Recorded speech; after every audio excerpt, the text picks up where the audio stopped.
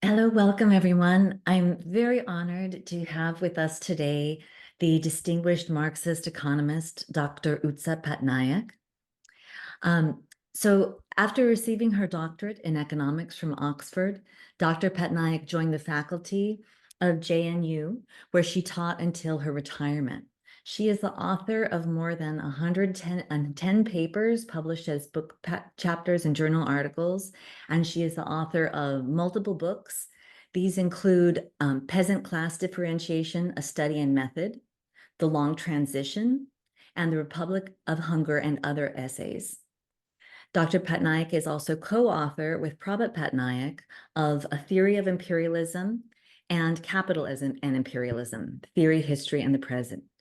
She is also editor and co-editor of multiple volumes, including Chains of Servitude, Bondage and Slavery in India, Agrarian Relations and Accumulation, The Mode of Production Debate in India, The Making of History, Essays Presented to Ifran Habib, and The Agrarian Question in Marx and His Successors in 2 volumes, as well as the book Theory of Imperial Capitalism.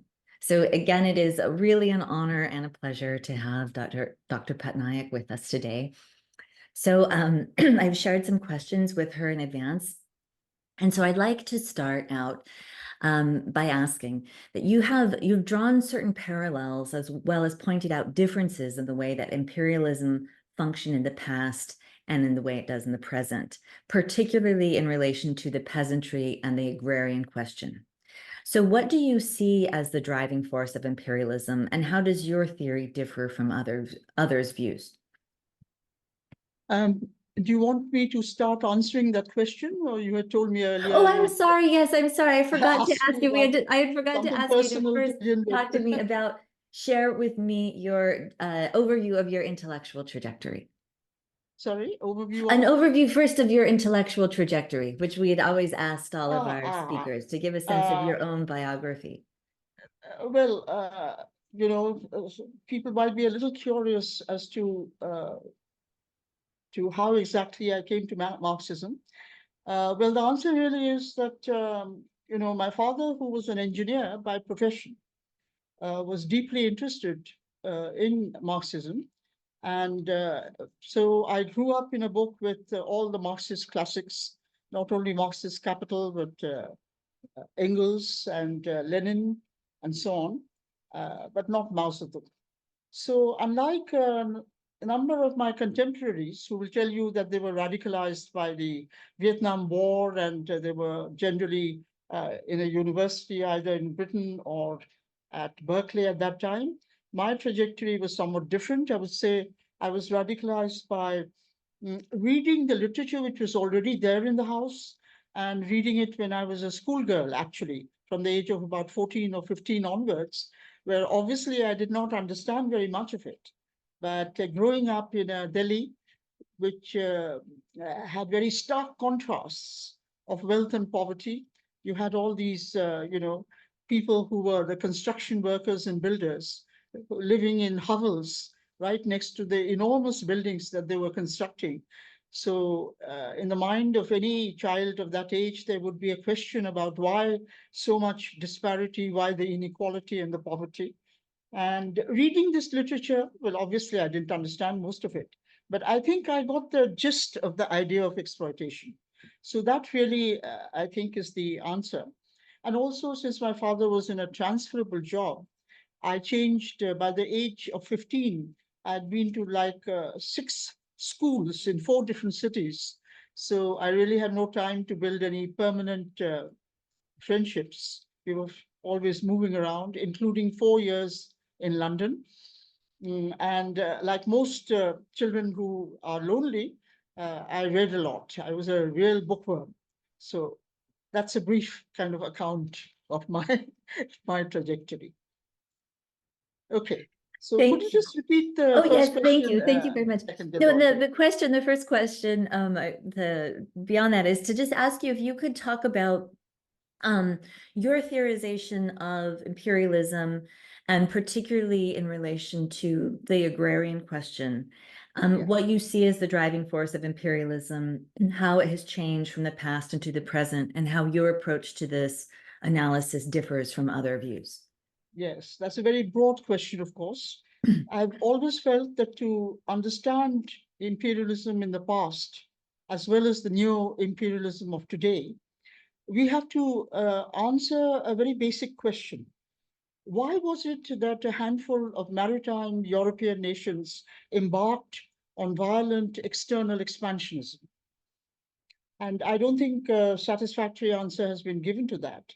What we tried to do is to give a materialist explanation to this strange phenomenon from the 16th century onwards of these maritime European nations exploding outwards and violently subjugating some peoples in the tropical lands and in the temperate areas that they went to, of course, settling there as colonizers.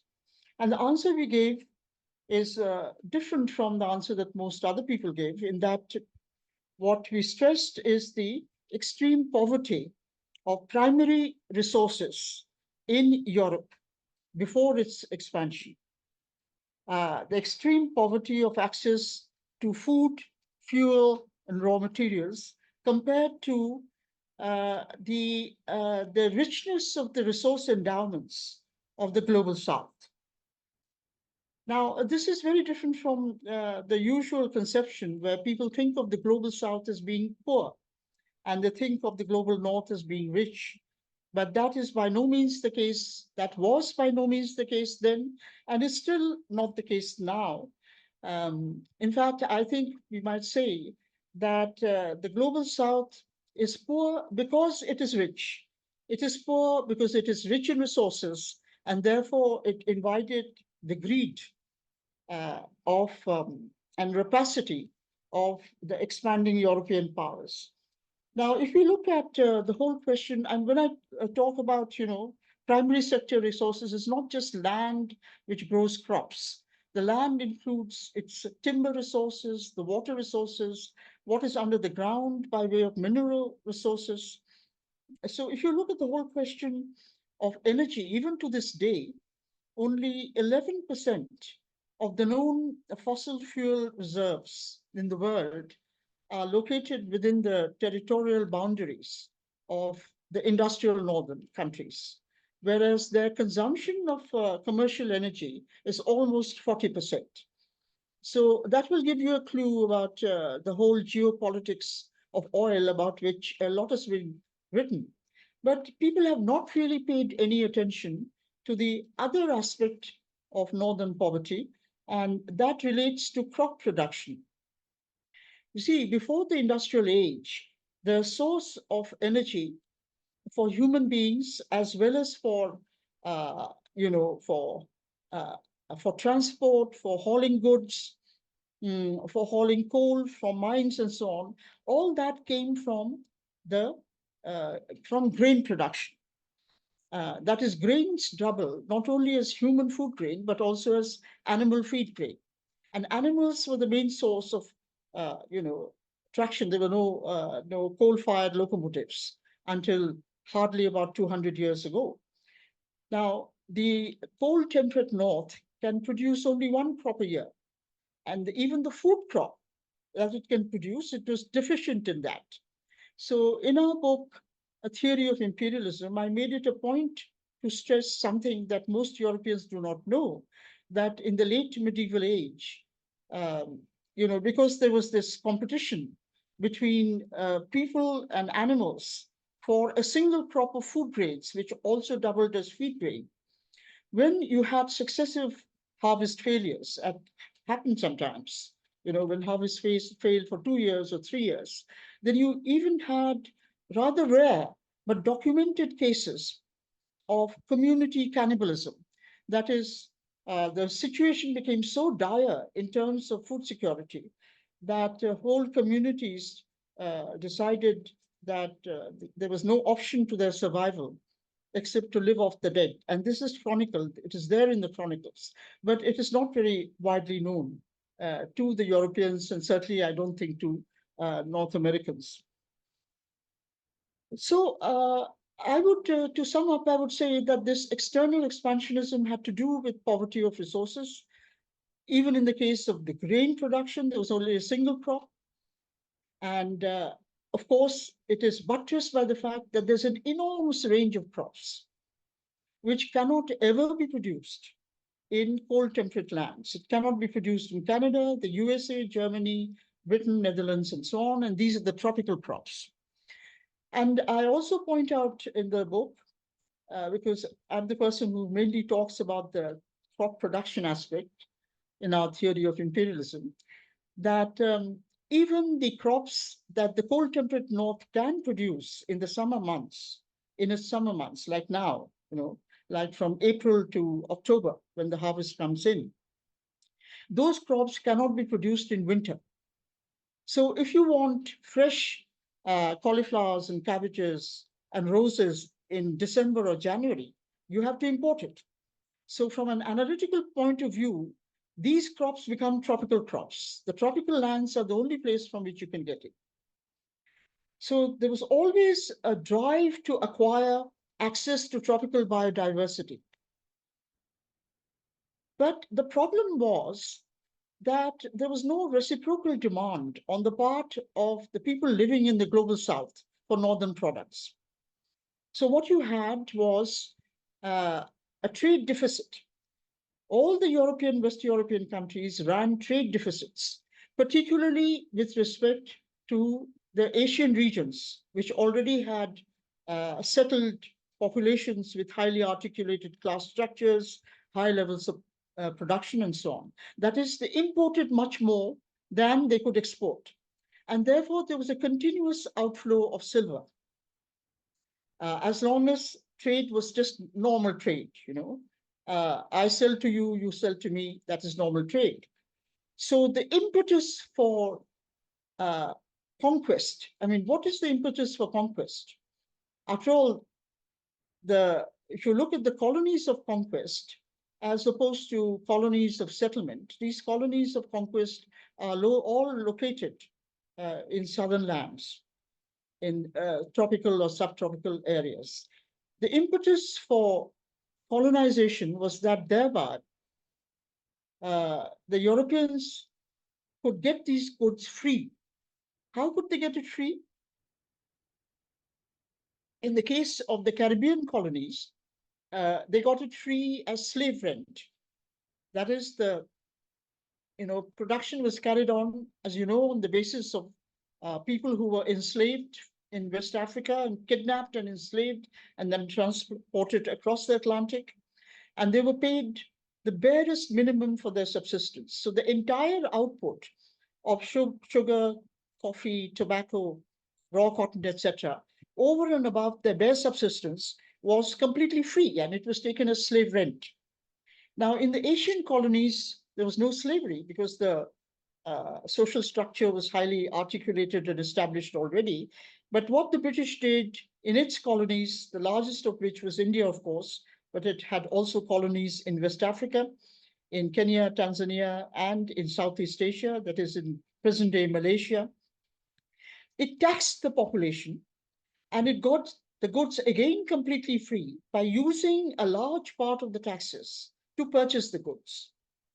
Now, this was a very clever system because, and it has not been understood, I think, to this day by those who have written on what imperialism was. They have simply not got the point about these goods being taken away without any payment. They say, oh, but the people who bought the goods in Europe paid for them fully. So how could it be without payment? Now, of course, the people who were the final consumers did pay fully for tropical goods that the East India Company traded in, or the Dutch East India Company traded in, or the French East India Company traded in. The final consumers in Britain, France, Netherlands, Europe, they all paid for the goods. The point is that none of this payment was allowed to go back to the producers who had earned it.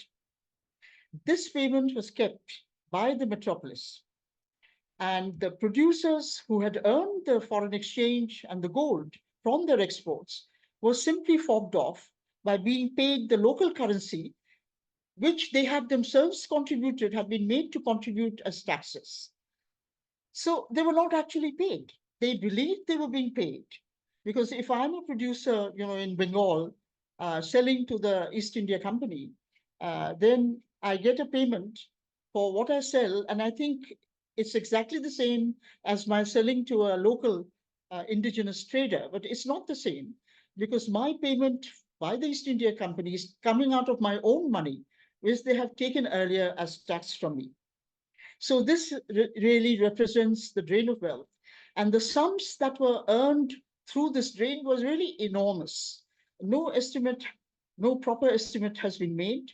The earliest estimate for India was made by an official of the East India Company, Robert Montgomery Martin, who applied a 12% rate of interest to calculate what he called the present value of the tribute, and he published in the 1830s.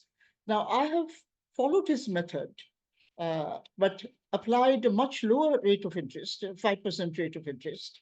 And I find that, and I use the statistical abstracts for British India, which give you annual data in great detail about every economic variable. So I've looked at these statistical extracts over a period of 100, covering a period of more than 100 years. And from 1765, when the East India Company started collecting taxes, to the year 1947, when India acquired independence, the total sum of money that Britain drained from India, that is the value of the commodities it took without paying for it, without paying a penny for it, was more than 400 uh, million pounds, which, if you compound at a 5% rate of interest, comes to a sum which is 40 times Britain's 1947 GDP, 40 times. Okay. So, and the point is, we have to understand this. I'm elaborating this a lot because you don't find it in any other author, that it was not simply Britain which absorbed this money. Without this money, it would not have been possible for Britain to become the world's largest capital exporter. It itself was too small to absorb such a large sum of foreign exchange and gold, but it used a part of it for its own requirements, but a large part was exported as capital exports to build factories, railroads, and so on in continental Europe, in North America, that is present day USA, in Canada. Also, some went to South Africa, and so on. That is the regions of European settlement. So, I do not think there's been a proper study of how imperialism functioned in the past.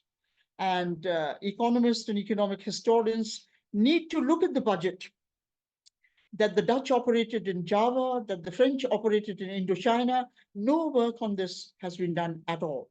And they will, I'm sure, find exactly the same mechanism, that they used local taxes that did not pay the local producers, but paid them out of their own money. That is, all they were doing is simply transforming the form of the tax from cash that they had already collected to kind, to goods, and then taking those goods away and then selling it for gold and foreign exchange to an Indian export surplus was the second largest merchandise export surplus in the world, second only to the USA from at least the 1880s up to the Great Depression of 1929. Now, obviously, today, after political independence, no European country or the USA has direct control over the budget of the ex-colonial colonized countries which became newly independent. India and China achieved independence about the same time, became republics in 1949. But African decolonization, as you know, came much later, only in the 1960s. So nevertheless, uh, I think it is important to realize that neo-imperialism is alive and well, though it is functioning now through different mechanisms. And this mechanism probably I'll be able to spell out uh, when I answer your subsequent questions. Wonderful. Thank you very much. And yes, I think having talked about these larger dynamics of imperialism, I wanted to now then focus on, the last 50 years And in some of the questions raised by the articles of yours that we read. And you demonstrate in your writing how processes of globalization and the adoption of neoliberal policies since the 1970s have constituted a new round of primitive accumulation, whereby imperialist capital has attained greater control over land in the global south, dispossessing millions of people in the process. So could you please explain to us in greater detail the economic and political mechanisms that the imperial class uses to do this? And also speak specifically about how debt, both sovereign and personal debt, is leveraged to this end. Yes, well, the main adverse impact uh, of the old type of imperialism um, was that we had an inverse relation between exports from today's colonized global south and their own food security. That is, whenever the colonizers made these countries, these populations export more and more to their own benefit, their domestic food production and availability for their own populations went down. Like in British India, for example, the per capita food availability was 200 kilograms annually in 1900. And according to George Blynn's calculations, he was a student of the University of Philadelphia and published his thesis. By 1946, it had declined to 137 kilograms, from 200 kilograms to 137 kilograms animal. Now, 137 kilograms is far, far lower than the average you have even for the poorest, least developed countries today. Okay, and and of course, I have not even mentioned the innumerable famines culminating in the Great Bengal famine.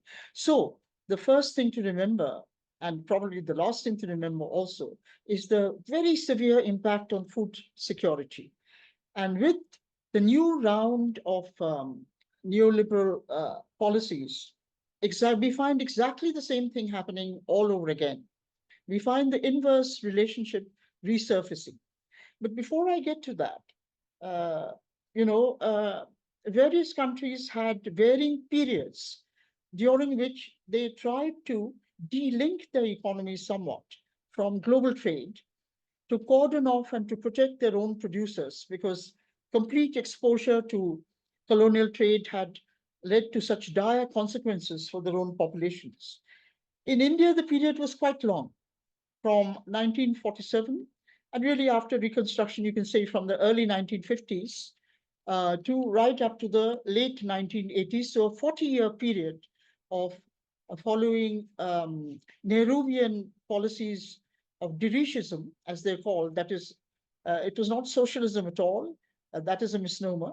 But a directed economy in which there were controls which were placed to prevent our food grains from going out of the country when global prices were high, and to prevent uh, agricultural products from flooding in, subsidized products from northern countries from flooding in when global prices were low, because the first would actually undermine our own food security, which the government was trying to build up after the disastrous experience of the colonial period.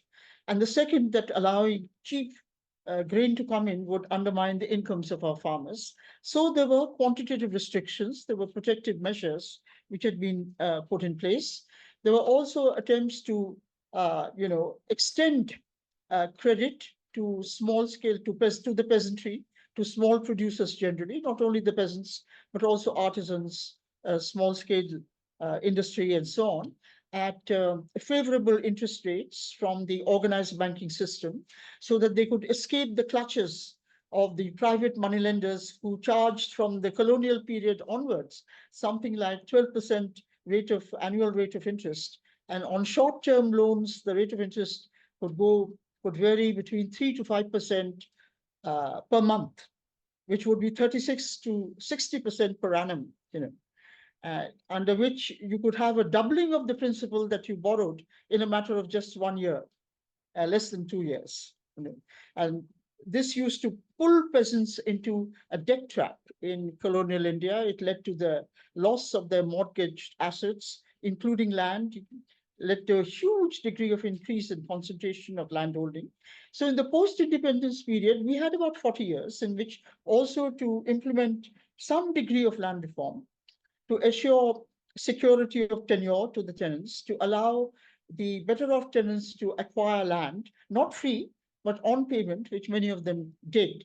So that roughly, I think about, not very much, perhaps about 12 to 15% of the land area got redistributed from the bigger landlords to the actual cultivating peasantry over a period of 25 years or so after independence. And the food security question was given paramount importance in India. The government undertook fairly large scale public investment in irrigation and in extension services, in crop research, then reaching the results of crop research to the farmers through extension services, and so on. So on all these different fronts, there was a kind of genuine effort to pull the mass of the population back from the abyss of nutritional deprivation into which it had sunk on the eve of independence. Now, this was, of course, not to the liking of global capital or the advanced countries. It's not that the rate of growth of the export crops declined, not at all. In fact, the long-term growth rate of food grain production, according to Blind's study, food grain production was virtually stagnant in the 50 years from 1900 to independence. That rose 30-fold after independence, the first 20 years after independence, to more than 3% per annum. That's a 30-fold annual rise. It was amazing, sort of exploded once the burden of colonial exploitation was removed. And even the non-food grain crops, much of which were commercial crops which were exported, that growth rate also trebled from around 1.3% in the colonial period to around 3% or more in the first 15 years after independence. So there was a remarkable bout of recovery. But many African countries in particular did not have such a long period. They became independent only in the early 1960s. And by the early 1980s, they were already in a debt trap. Now, the debt trap, of course, uh, there's no, if there's a debt at all, if debt is properly calculated, it is the industrial north which is in debt to the global south because it took away so much without paying for it. So the calculation I have made of the train, that is 40 times the GDP of Britain, that is the amount of debt that it owed, that Britain owed India at independence for taking away products without payment, right? And the same went for the countries in Europe which exploited Africa, Belgian exploitation of the Congo, German exploitation of Namibia, French exploitation of its colonies in Africa.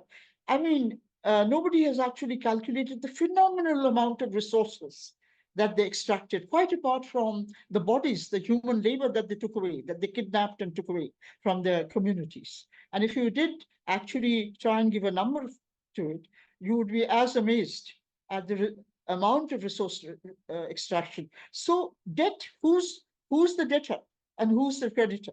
It is actually the advanced countries which are the debtors. But of course, they do not recognize this debt. They have never calculated it. Their economists will never talk about it. And they delude themselves into saying that it is the global south which is indebted. But why is the global south indebted? Why does it get indebted?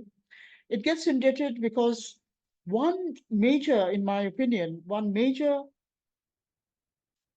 avenue which replaced the direct control over the fiscal resources of the global south with the demise of the old style colonialism. One major replacement has been through the exchange rate, through exchange rate depreciation. Now, because Britain, for example, in the colonial period, treated India's global foreign exchange and gold earnings as its own earnings, it took it all. You know, it was very keen to maintain a stable exchange rate between the Indian rupee and the pound sterling. And for a period of 200 years, in fact, it was extremely stable. The variation was very little, about 15%, 20% depreciation. That's all of the rupee against sterling. But with independence, the interest of the global north now lies in getting, they can no longer get tropical goods free as before, because they no longer control the revenues out of which to buy the tropical goods. But they can still try to get it at virtually free, at throwaway prices, by continuous pressure on the developing countries to depreciate their currencies. So the role of the international financial institutions now is far more important. Of course, those institutions did not even exist in the pre 1946 period. The institutions are the World Bank, the International Monetary Fund, and then followed by the World Trade Organization. These are the major international institutions through which pressure is now exercised in the period of neo-imperialism on all countries of the global south. They are bullied into believing that they are at risk of a financial meltdown. Their foreign exchange reserves are not enough.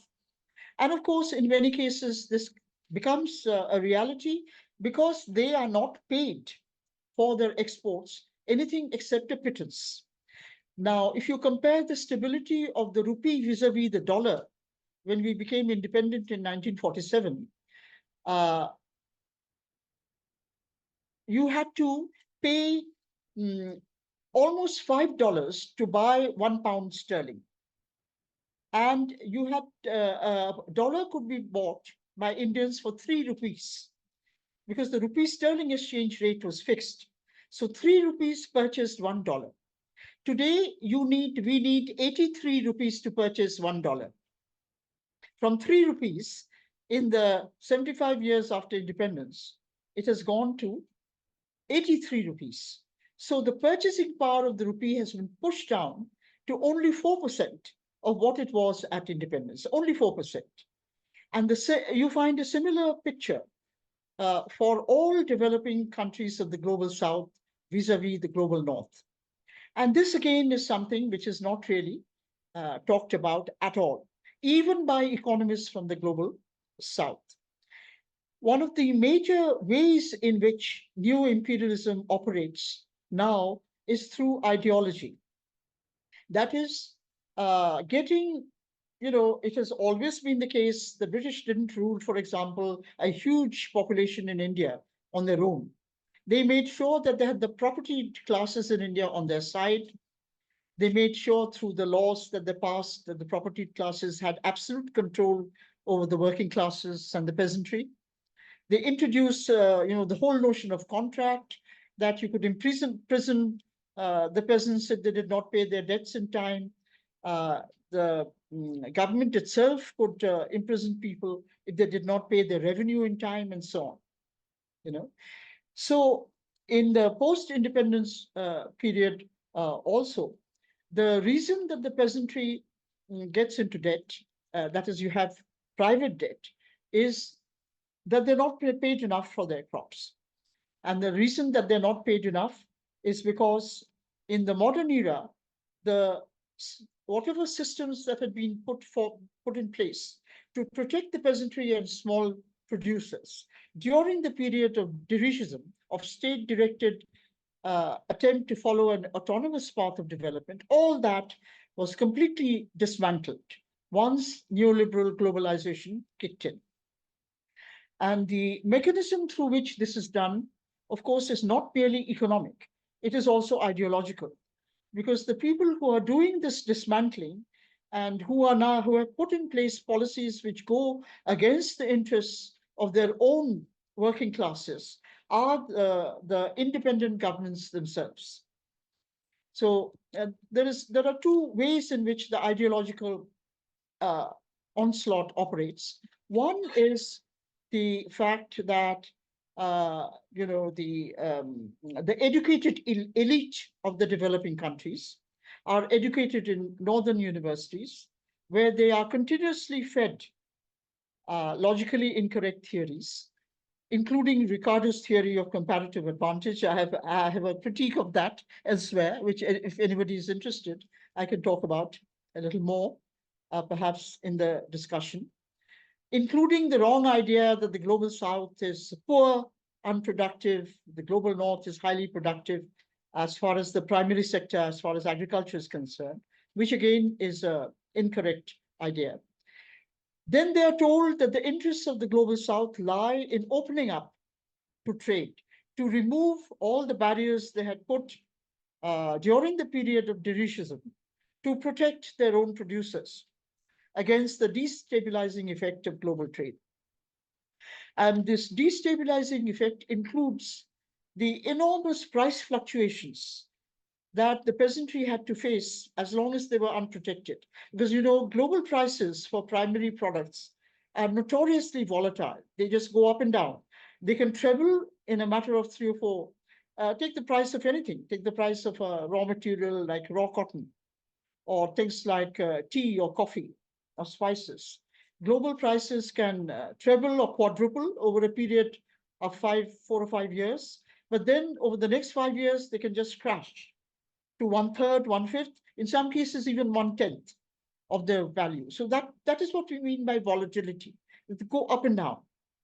So one of the major attempts that independent governments, especially, for example, in India, with which I'm most familiar, have made, is to protect the peasantry and small producers from these fluctuations by saying that the government will procure your grain and your catch crops from you at a guaranteed minimum price, which will cover cost of production and give an income.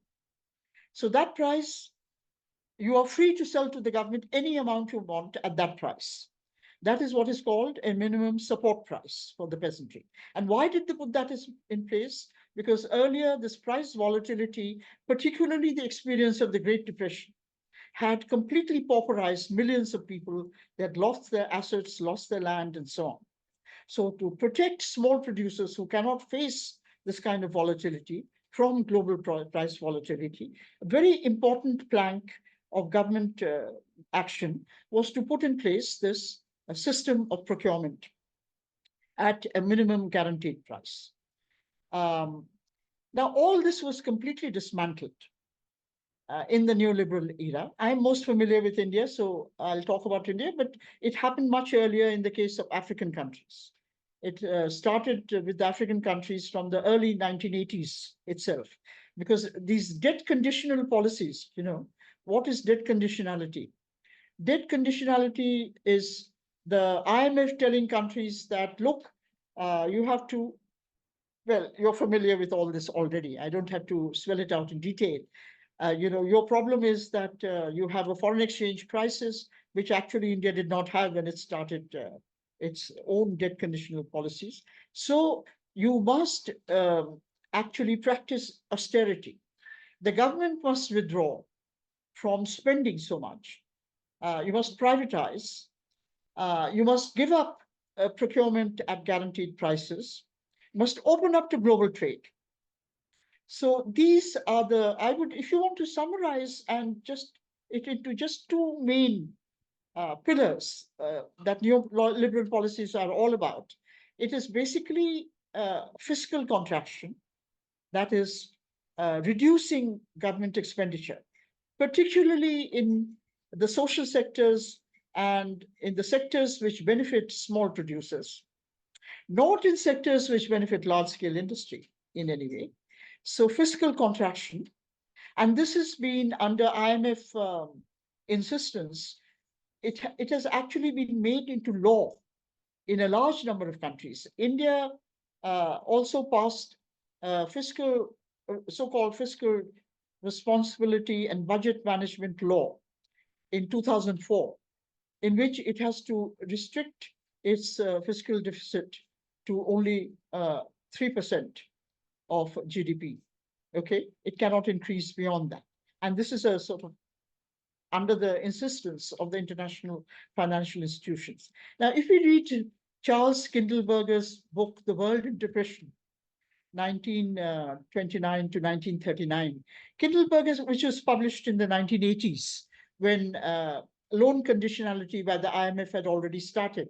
So Kindleberger says that, look, loan conditionality is not new.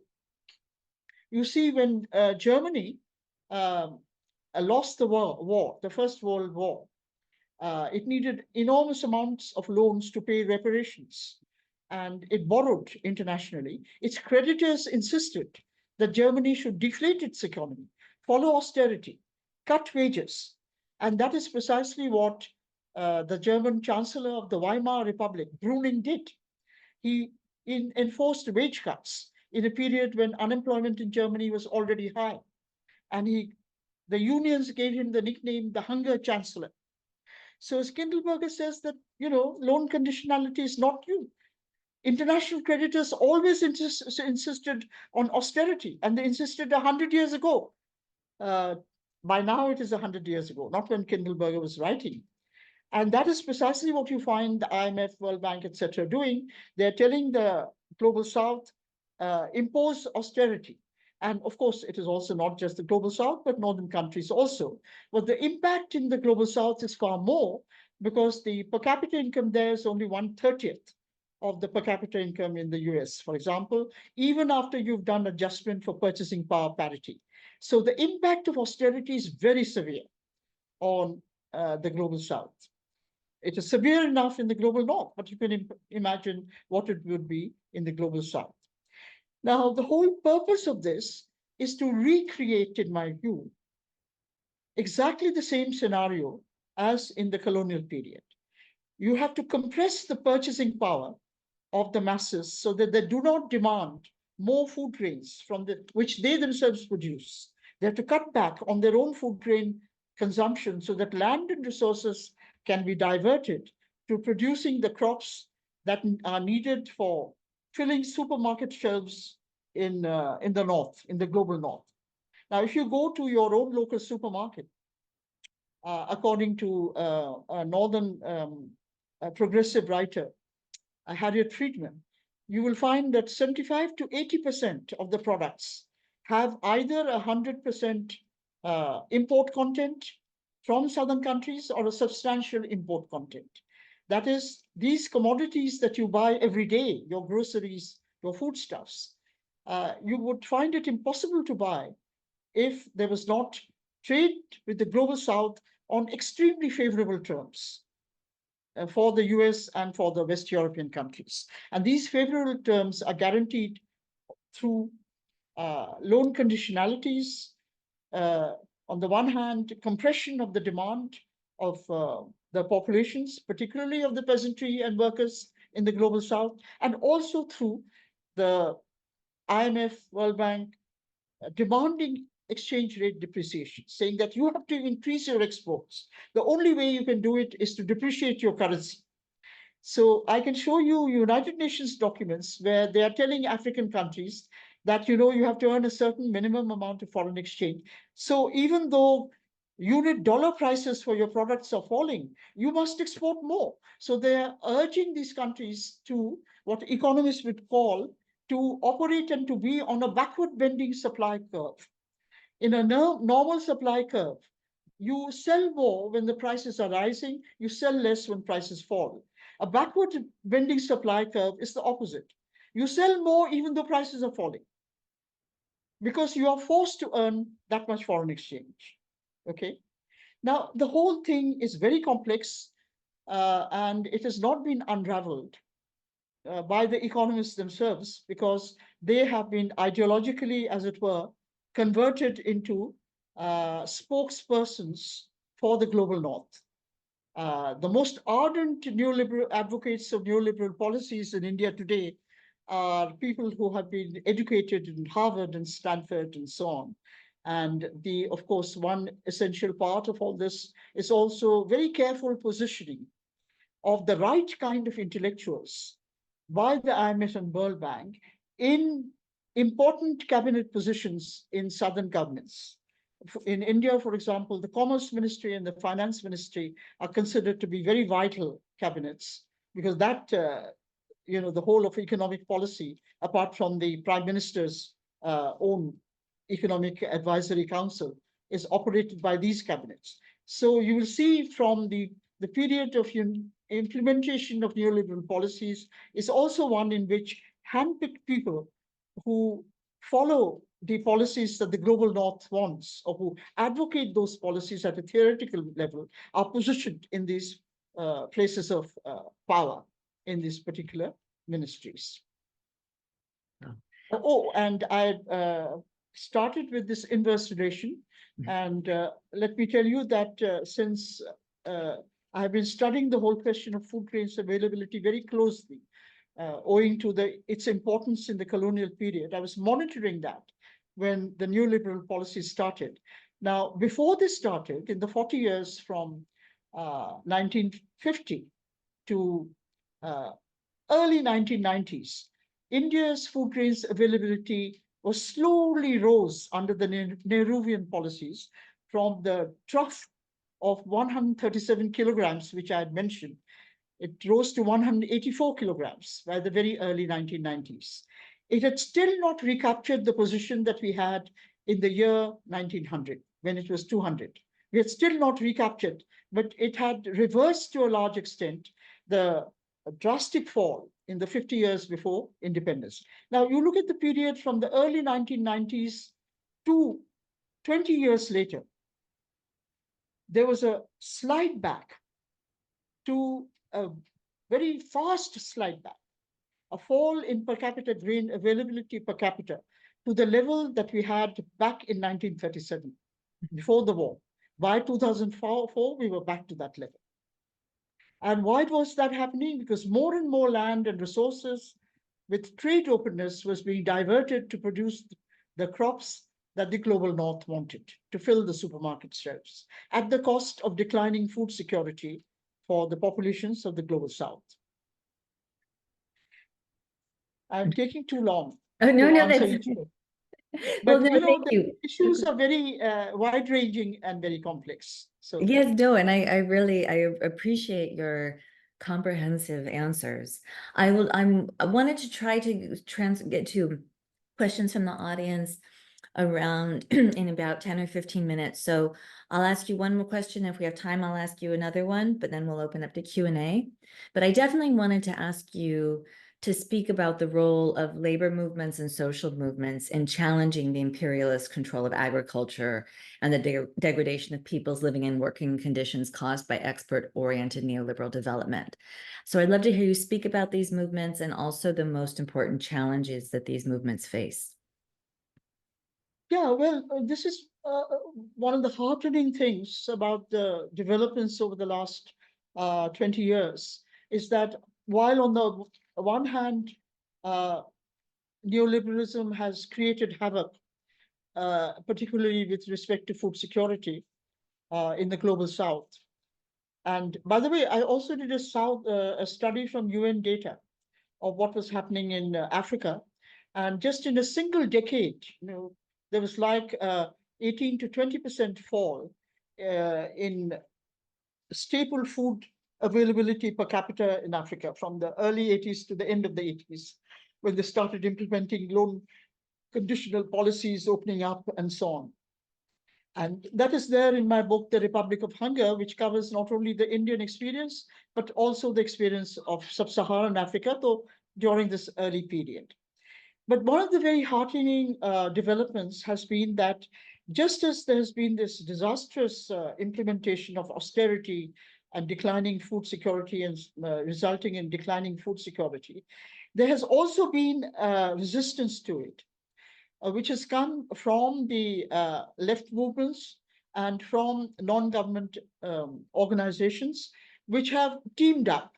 The first incident of such teaming up took place when in India, the National Rural Employment Guarantee Act was passed in the face of tremendous opposition from the Prime Minister at that time, Manmohan Singh, as well as the other ministers who advocated neoliberal policies. They said, we don't need an act of this kind. But the left parties, which had a very strong presence in parliament after the 2004 elections, as well as the non-government organizations, as well as a progressive wing of the Congress Party. The Congress Party was in power, though uh, the ministers who were implementing economic policies were all in favor of neoliberal policies, were all implementing the fund bank line on economic policy. But there was a progressive wing of the Congress which was also trying to, uh, which was questioning in this. So that allowed uh, the Rural Employment Guarantee Act to be passed in a period when no other country in the world could even dream of passing such an act, which said that this would be a demand driven act. The government would undertake to provide at least 100 days of guaranteed employment to those who applied for it. And it allocated a certain made a certain budget provision for that act, but that budget provision could be increased depending on how many people applied. And of course, there was an enormous surge of applications for the rural employment guarantee because people were losing jobs elsewhere with the austerity programs being implemented. So that was but mind you, it is a continuous struggle because the present government has been whittling down and reducing the budgetary allocations for implementing this act, even at a time when the economy has been in great distress, owing to both demonetization in the year 2016, as well as the impact of the pandemic, which led many countries into recession, including India. But it has been actually cutting back on the allocations of the rural employment guarantee as well as to the other social sectors. Because it's a very, as you know, it's a highly right-wing government, uh, and it has been following neoliberal policies with even greater vigor, with even greater ruthlessness than the Congress government or the United Front government, I should rather say, not the Congress government. The United Front government before it, from 2004 to 14, had been doing. The second heartening case of people's struggles leading to a positive result, again, I can talk about India, others would know much more about other countries, is of course the three notorious farm acts, which were passed because the national NDA, the right-wing alliance, had a brute majority in parliament after the 2019 elections. So it's simply without any kind of discussion with the people who would be affected or with the opposition, it just passed these three farm bills, which essentially were about complete deregulation of the agricultural sector. The first bill said that farmers could sell outside of the regulated markets, because up to that time, farmers had to sell within regulated markets, which were run by the government funded agency for marketing, right? And there was a certain fee that they had to pay.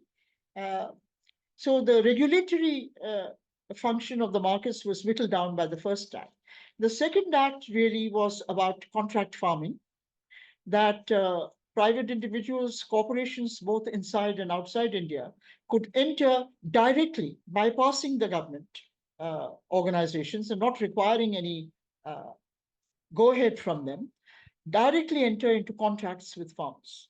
And this, of course, was to allow the corporatization of agriculture, the penetration of corporate control into agriculture, which had already happened to a certain extent in particular states in India, like Punjab and Gujarat and so on, which had already permitted because agriculture is a very mixed category. Certain provisions are within the ambit of the state government's decision-making powers and not the central governments. So some of these governments had permitted foreign corporations to come in and had permitted direct contracting of farmers with them, including firms, huge firms like Monsanto and Cargill and so on. Well, you're all familiar with the agribusiness corporation names. Um, so the third provision was deregulation of trade in agricultural products completely. Now, the farmers were up in arms on this because they saw it quite rightly as an attempt to uh, introduce corporate domination of the farmers, who comprise, of course, the farmers are a very heterogeneous category. The bulk of land is actually controlled by fairly large scale farmers who, yes, they own tractors, they own machinery, and so on. Then you have the middle peasantry, who are self employed farmers. They don't employ much hired labor, they don't have access to machinery, but they do hire the services of machinery. Then you have the poor peasantry. So if you think of it as three broad groups, the poor peasantry are really poor, and a large part of the poor peasantry also need to supplement their wages, their income from agriculture, by hiring out labor on larger farms and so on. But all farmers united on opposing these three farm acts. And they said, nothing doing. We will not have corporate takeover of agriculture, no matter how inefficient the government procurement machinery may be. We want the government to continue, we want to continue to sell to the government organizations. We want a minimum support price for our products. We do not want to face the volatility of global prices. And the government doesn't have a very good record in the payment on time either. It is in arrears, usually, in payment to the farmers. But they don't mind that. They said, no, we do not want direct corporate control of Indian agriculture. So you have this amazing uprising where thousands of farmers gathered to march to parliament. They were not allowed to do so. Uh, they gathered on the borders of the national capital region, uh, that is on the border of the national capital region with Uttar Pradesh, with Haryana, Punjab, and so on. Thousands and thousands of them, they camped there. There were encampments of farmers, and they said, we are not budging unless you repeal the farm laws. And they carried on this agitation. The government simply did not know what to do. They carried on this agitation. There were many rounds of talks. They did not compromise. They would not accept any compromise. They said, repeal the laws or nothing. We won't accept anything else. And they carried it on for more than a year. So finally, the government was forced to repeal these three farm laws that it had passed. So that was a victory. And I think it is very significant for people's struggles everywhere.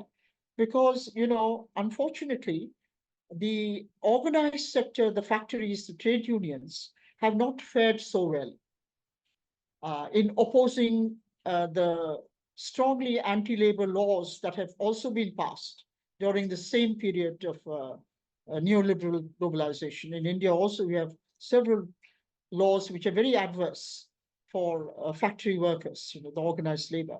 But when they have gone on strike, they have been fired on, they have been jailed on, they've been put in jail on false charges, and hundreds of them are still incarcerated.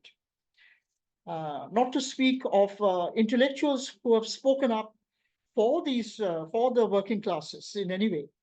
Dozens and dozens of them have been charged and incarcerated on completely false charges under a very draconian act, uh, which is, the very formulation of the wording of the act is uh, anti, what is it, UAP, prevention of some kind of anti-national activities, which is reminiscent of the McCarthyite witch hunts in the United States, un-American activities, and so on. So these are all trumped up charges on which so many people are still in jail, but some of them have got bail very recently, just before the general elections. So yes, the movements of working people and of labor, things are looking up.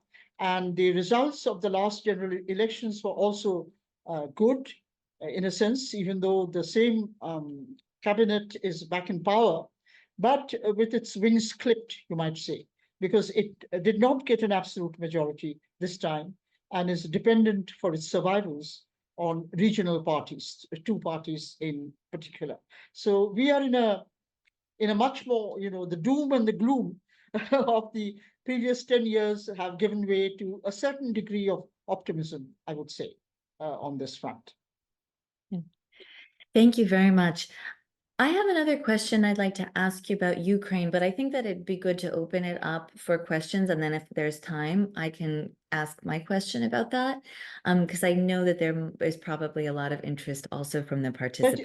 yeah, sure. But I saw your question on Ukraine because you sent it to me beforehand, Yeah. and I think I can answer it in just two Okay. sentences, Great. if you like. Wonderful. Yes. Yeah. So would you ask your question then? Sure, sure. Yeah, no, I'd be happy to. Well, this role is about, the question is about imperialist finance capital's interest in controlling fertile land in Ukraine, which seems to be very important for understanding the role of the US puppet regime in Ukraine and the US's current proxy war with Russia.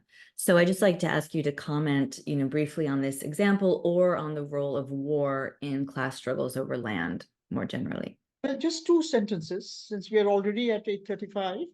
I think the question is far more serious than just control over fertile land. Mhm. It is control over the enormous mineral resources Mhm. that the Ukraine possesses. I mean, it has only about 0.4% of global population, or is it the global land area? Something very tiny, but it contributes over 5% of some very important and strategic metals and minerals. So it's very richly endowed with minerals. And that is what the NATO members have their eyes on, particularly the military industrial complex in the United States. And I think the question is far more serious than that of Ukraine alone. I think the ultimate objective is regime change in Russia itself. Because Russia has been invaded twice, in history by Western powers. Napoleon invaded Russia in 1812 and got a bloody nose. Then Hitler invaded Russia, as you know, during the Second War, and was repelled, but at enormous cost to the to the Soviet population at that time, 20 million deaths. And this is the third time. And I think the ultimate objective of this kind of NATO provocation of ignoring all Russian offers at, at a truce, at an agreement, of pressing forward aggressively, is that they are desperate. Neoliberalism is at an impasse, as Prabhat was saying last time. Everything that they've tried is failing, but it is the last throw of the dice. And Russia has it has every single important metal mineral apart from its timber resources. It has oil, it has natural gas, it has gold, it has platinum, it has silver, it has rare earths, it has 50 different kinds of minerals. And these rich deposits have hardly been exploited. So that is what capitalism controlled by financial capital ultimately has its eyes on, in my opinion. Thank you. I'm glad that we got to hear you speak on that. But let's open up. We've got one question here first from Joao. Go ahead, Joao. And Utsa, is it okay with you if we maybe take like two questions at a time to get in enough questions? And let me get hold of a pen first so Okay. that I can note. Yeah. Okay. Yes, please. Okay. Joao, go ahead. Hi, thank you very much, both for your talk, presentation, and also for the writings. I already knew your work from Tears on Imperialism, but also this text on agriculture was really rich. First of all, just to mention in regard to... Can you speak a little louder? Just speak a little louder. Yeah. Yeah, I don't know. I should be normal, but yeah, I'll try. So in relation to Ukraine, indeed, some right-wing politician in the US just recently confirmed this point, saying that Ukrainians are sitting on trillions of dollars of minerals, and they cannot let Russia and China have it and share it.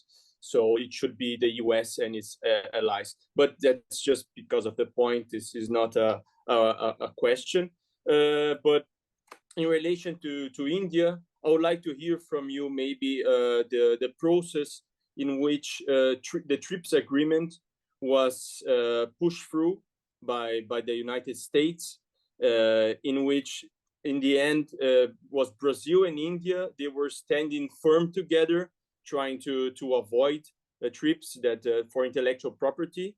And in the end was just India standing in the early 90s, and it had to be punished by the United States to serve an example, not only for the drug sector with the whole generic drugs, but also for farming, in which the prices after they managed to push through the private seeds skyrocket. So I'd like to hear from you this point. And if I may ask another question in relation to agriculture, I was really keen to know from you that you're an expert in this topic, how the Russia agriculture that has become a huge exporter of grains plays a role in current geopolitics, and China, which was because on your writing that we read was from the early 2000s, so it's not updated in this sense. Russia has transformed its agriculture, and China is also transforming with, for instance, the rice that they are cultivating in saline soil. So I would be really curious to know the changes within these relations with China and Russia also, getting stronger at this agricultural level, which before they're really weak or deficitary. Thank you. I don't think I'm competent to answer every part of your question, because there were really three questions altogether on trips, on grain exports from US, and on China. But what I might focus on is this link between the US pressure on India, and on other developing countries to dismantle their food stocking, public food stocking for food security reasons, which has been going on since the Doha round, and the connection to the US being a grain exporter. Now, the point about the poverty of resources that I was talking about is that the US, which has the largest arable area, the largest cultivated area in the world, nevertheless is limited in terms of its production because of climatic factors to only one crop a year. And of course, it has raised productivity of grain production so much that it produces surplus grain, mountainous surpluses of grain over and above its domestic requirements. But the American population does not wish to eat bread alone. It wishes to consume a whole range of products which the US cannot produce. It could not produce in the past, cannot produce today, cannot produce in future. They're tropical products, tropical beverages like coffee, like sugar, and so on. All this has to be imported. So there's a huge pressure on all countries in the cold temperate north, the US, Canada, Western European countries, to export their grain and import commodities from the global south that they are incapable of producing themselves. Now, this lack of capacity to produce is something you do not find in any economics textbook. That the supply from domestic sources of a huge range of commodities that consumers in the north, which are daily necessities now for northern consumers, cannot be produced in northern countries. So they have to import. But how do they import? Only by exporting. If they don't want to pay out, foreign exchange, then they can only import by forcing the global south to import from them food grains. But we can already produce food grains. Why should we import from the US? So there has been incessant pressure from the United States and other countries in the global north, that under the World Trade Organization regulations, southern countries are violating the de minimis provision, which says that they cannot give support to their own farmers in excess of 10% of the value of their agricultural production. So this has been going on. And you see, it is outrageous because the way they calculate support, if I can go into details a little bit as an economist, because I've looked at the complaint that the United States made against India about 3 years ago. It said India is giving illegal support to price supports to its rice farmers to the extent of more than 70% of the value of rice output, to its wheat farmers to the extent of more than 60% of the value of wheat output, when the de minimis provision is not more than 10%. So they have to give up price support measures. They cannot procure at minimum prices from their farmers. Remember, this is what our farmers were agitating about, that the government has to procure from us at minimum support prices. Okay, so there's a direct head-on collision. But how has the US calculated 60%, 70% support? The provisions they have written into the agreement on agriculture, which unfortunately our country also signed along with many countries in the global south, because our economists simply did not know what they were doing. That provision says that the calculation will be the following. You will take, supposing you're talking about wheat, the US wants to export wheat to India, even though we are wheat producers.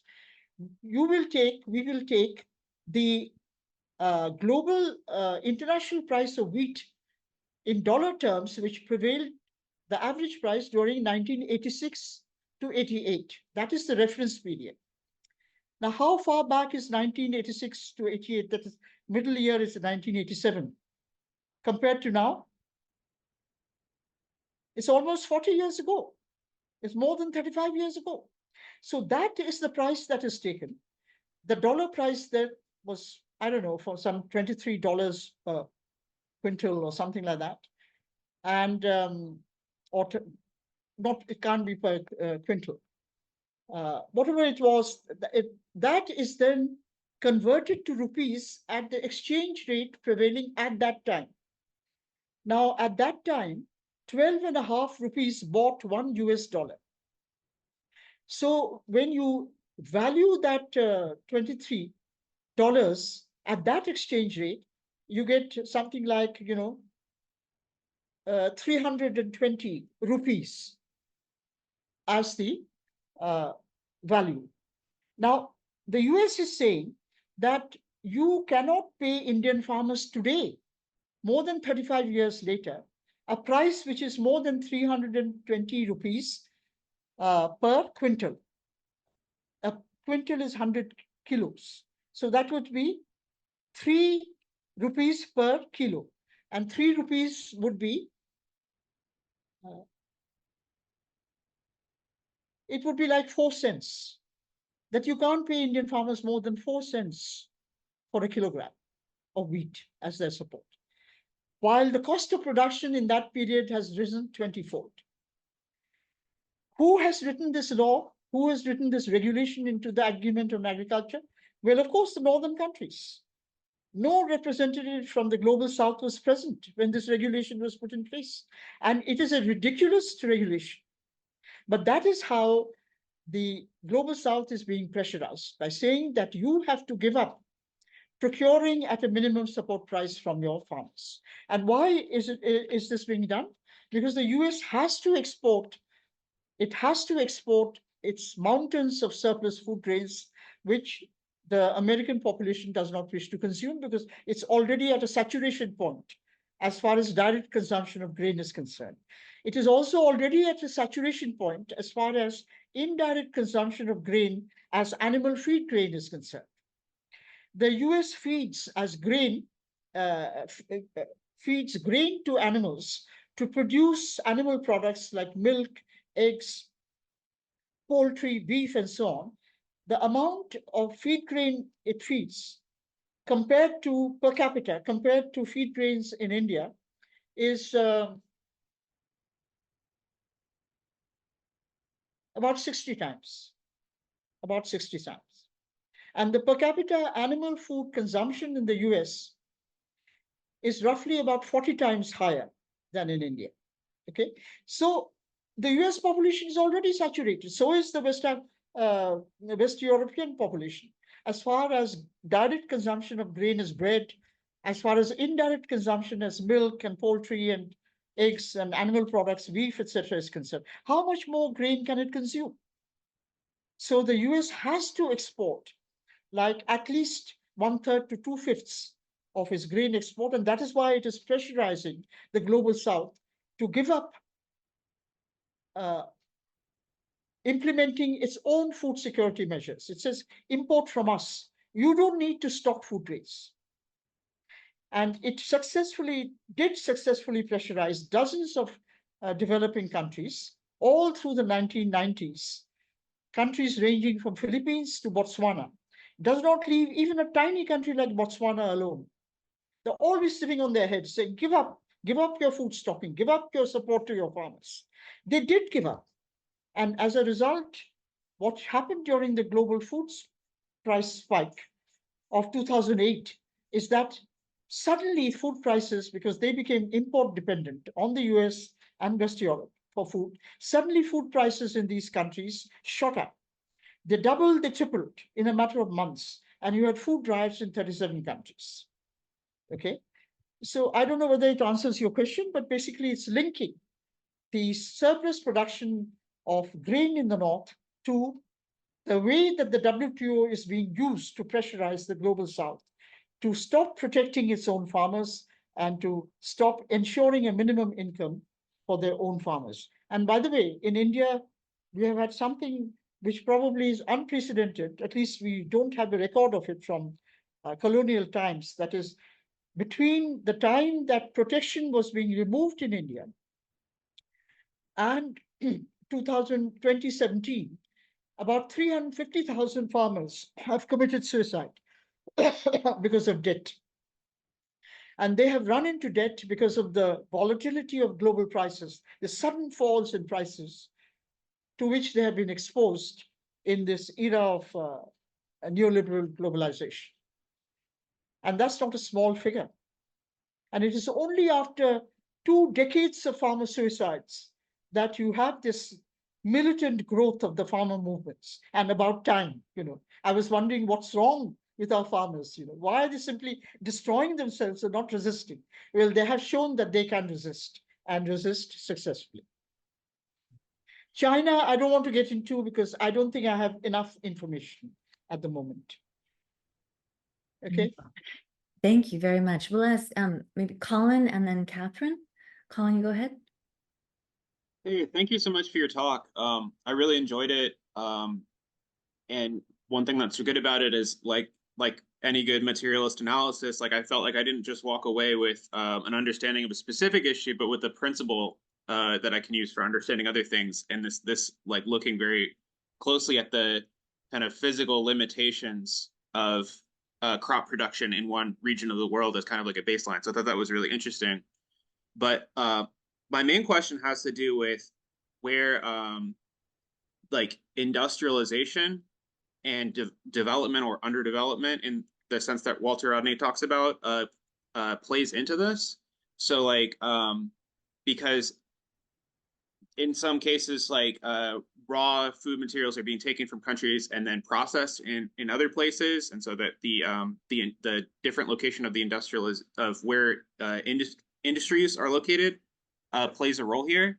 And so the question is basically what is the role that industrialization or development plays in this analysis? And then like as a maybe second follow-up is like what are your thoughts on like stuff going on in Africa with like Ibrahim Traore and Burkina Faso, who's now building these like tomato processing plants for like processing tomato oil and things like this, where he said, in some speech that it doesn't make sense for us to grow tomatoes and then import tomato paste from elsewhere. We should just like do it ourselves. And where do you see like this kind of development or industrialization playing a role in this. Yeah. Thank you. And can we, Utsa, is it okay if we add Catherine's question? Is Well, there, actually, I can take another question and perhaps answer them simultaneously. Okay, perfect. Yeah. Thank you. Yeah. Thank you very much. My question is very similar to Colin's one. I'm from Russia, and the question and the situation which you described in regards to food security in India currently is very similar to what was in Russia in the beginning of 20th century. So it has a rural peasant population around 75% population, and the famines were happening every like 3 years, and major famines like to the level of cannibalism every 5 or 10 years. And in the same time, Russia, being northern country, was forced to export wheat abroad. So peasants couldn't eat the wheat which they were producing to the benefit of UK and France. And that led to the revolution. And then there happened something what is very controversial in Russia. I mean, a conflict between agrarian population and Bolsheviks government. Because Bolsheviks, they saw food security as like existential question, and they at some moment forced very rapid industrialization. And this industrialization, in the end, it ended to the situation of regular famines. So currently in Russia, we have rural population around 25%. And I noticed that in China, rural population is, I think, 35%. And in India, in the same time, rural population around 65%. So when country does not have like extensive industrialization, mechanization, it is food security, like it's impossible to achieve. So can you tell a little bit more about industrialization efforts in India and why it seems like it's stagnated? Also, like small observation, I noticed like that 3 or 4 weeks ago, India moved like one of the biggest shares of its gold reserves from UK back into India. And I'm also curious to know, maybe you know why it's going on, or why this something like distrust between UK and India is happening now. Sorry, the last part, I didn't get the last part of the question about UK and India. What was that? Yeah, why did India, this particular moment, like 1 month ago, why it moved a substantial part of its gold reserves from UK back into domestic? Gold reserve. Yeah, gold reserves, like the biggest one since 80s, I think. No, I would not be able to tell you anything about the gold reserves because, I don't. I only have read what you have read in newspapers, but I have not studied this particular question. What the reason could be. In any case, what the present government does is shrouded in mystery to most economists outside it. Its reasons for doing what it does is usually not terribly clear. So that is not something I would be able to respond to. But thank you for your comments on Russia and so on. It's talking about the Russian and the Chinese revolutions is such a huge area that is something that I would not like to venture into now. Let me try and answer the first of the 2 questions, and then if we have time, I could say a little bit about food security and China, perhaps. The question was about industrialization in India. I think you also mentioned that. Well, the point about the growth of industrialization is that a country like India or indeed China has an enormous domestic market. So potentially there was a very huge possibility of successful industrialization. And in India, we find during the 40 years of the Nehruvian dirigist period that, in fact, a substantial industrial structure, a diversified industrial base was in fact built up. And we have to remember that even though India had the necessary raw materials, the necessary labor force, the entire policy thrust for 200 years before that had been for India to absorb manufactures from Britain. And the only brief period of industrial growth which was permitted was the interwar period. And that too, what is called the period of discriminating protection, when the colonial government gave a little bit of protection for some very elementary and basic consumer goods like cement for construction, the sugar industry, and so on.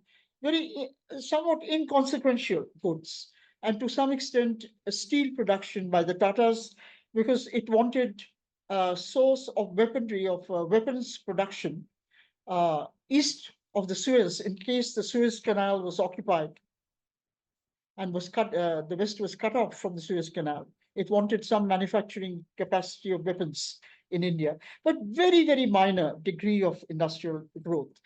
So after independence for 40 years, from 1950 to 1990, you did have a fairly diversified industrial base being set up, because the state undertook directly investment. There was a state sector which built up particularly the kind of industries in which private enterprise would not enter very readily.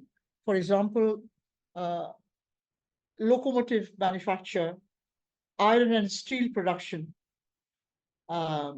fertilizers,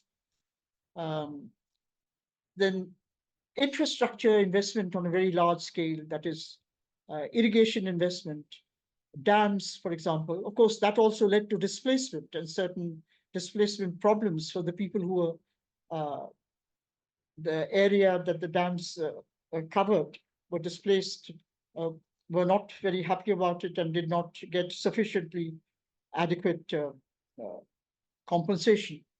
And that has fed into later struggles as well, as indeed it should have, for demanding adequate compensation for the government whenever it undertakes such investment. But the point is that roughly about 26% of, no, about 1/3 of GDP was coming from the industrial sector at the time that neoliberalism kicked in from the early 1990s. And the entire period of neoliberal globalization from the early 1990s to date has seen a complete stagnation and a proportionate decline of both the industrial sector as well as agricultural production. That is what the Soviets used to call the material productive sectors. You leave out services. You look at agricultural production, it was about 1/3, contributed 1/3 to GDP in the early 90s. Now it is down to only 15% of GDP. Mind you, it still employs almost 60% of the workforce. So the average income of the agricultural producers has fallen. The manufacturing sector again was contributed about 1/3 of GDP in the early 90s. Now it is down to only 25 to 26%. So India has experienced deindustrialization. So what has expanded?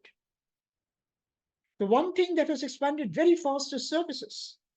Now it is like more than 60%, approaching 2/3 of contribution to GDP. And this is connected to a very fast rise in income inequality. So you're getting an explosion of income inequality, which of course, people studying income inequality abroad like Piketty and Chancel in their reports on India have pointed out. You have an explosion of income inequality worldwide, and India has also experienced that, which means a very small minority of people now have an enormous share of the income. Okay, and a large proportion of the population share of income has gone down much further. So what has been booming is the services sector. And what is services is a very heterogeneous sector. High paid services is a very small part of it. And that is the IT enabled services, the famous exports of IT-enabled services that India has been making. But that is a very small part. The bulk of services comprises very low-paid service activities, which are basically, servicing the needs of the well-to-do who are getting richer. Like there's a boom in garages which service, the cars which are owned by the rich. So the people who are servicing those cars, who are repairing the cars and so on, painting the cars, etc., remain extremely poor. Whereas at the top end of the income distribution, you have families which are now 2-car, 3-car, 4-car families. There's a particularly every grown-up family member has a car to himself, to herself. That very rich are extremely rich in India. And this is something you see, I think, happening all over the world. The services include, personal services of various kinds. For example, the food industry, home delivery. And this has especially got a big boost from the pandemic. The number of, enterprises which are basically providing food to households now has gone up enormously, but they're extremely low paid, and they are competing with each other for fast delivery, with the result that those who deliver the food, there are advertisements on television that if you don't get your food within half an hour, then you get your money back. They drive so fast that they get involved in accidents, and the death rate is pretty high amongst them as well. The working conditions are abysmally poor. Then this whole famous outsourcing of some degree of production, which has happened in China, as well as in India, in Indonesia, Sri Lanka, Bangladesh, and so on. That is, wages being much lower here. Corporations abroad have outsourced their garments manufacturing to third world countries. But the conditions but it's a drop in the ocean, It sounds very important, but in terms of the proportion of the total workforce, the people employed in these is relatively small, especially in India, which is a huge unorganized labor force. In smaller countries like Thailand or Bangladesh or Sri Lanka, the proportion is a bit higher. And the working conditions replicate the conditions you read about in Marx in the first phase of industrial revolution in Britain. Very long working hours. The foreign corporations set daily output norms. It is like, it is not time rates. It is piece rates. You have to complete so many pieces in the time you have, and the number of pieces that a worker has to complete, whatever the particular task involved in those pieces is, whether it is sewing or whether it is sort of checking them or whether it is putting pieces together or ironing, whatever it is so high that it is impossible to complete the work in 8 hours. So they effectively work overtime. They work 10 hours, 11 hours, but they don't get paid overtime. I was on a jury to look into working conditions in garment factories which supply big brands abroad, like H&M and so on, that you find in your supermarkets, or the garments brands, the well-known garment brands. So the workers in those factories said that they get, there are no toilets or inadequate toilets, and the toilet break they get in the entire day does not exceed 15 minutes. And they are physically chastised by the supervisor if they take longer than that. So what they do is to restrict their water intake so that they don't need to go to the toilet. And if you restrict water intake in a hot country, and of course, these workshops are not air conditioned, then you fall sick. There are cases of workers, fainting on the job or falling ill. So the conditions are absolutely horrendous. So so let me sum up by just saying that, yes, you did get industrialization, and this industrialization was reasonable as long as you were talking about the working force employed in state-owned industries, because there were some minimum standards. But number one, the industrial sector is stagnant now. The state-owned sector has declined because of the policy of privatization. And the private sector, which is of course, the foreign corporations coming in and outsourcing their work, is characterized by absolutely horrendous early 19th century conditions of work that I've just described. Yes, please. Jellica, would you like to share your question? Yes, thank you very much for the talk and all the answers and insightful comments. So yeah, coming from, I'm in Serbia right now, and yeah, as you know, it's former Yugoslavia. So I was wondering about, you mentioned that during Nehruvian period in India, there was a lot of research done regarding the seeds and so on.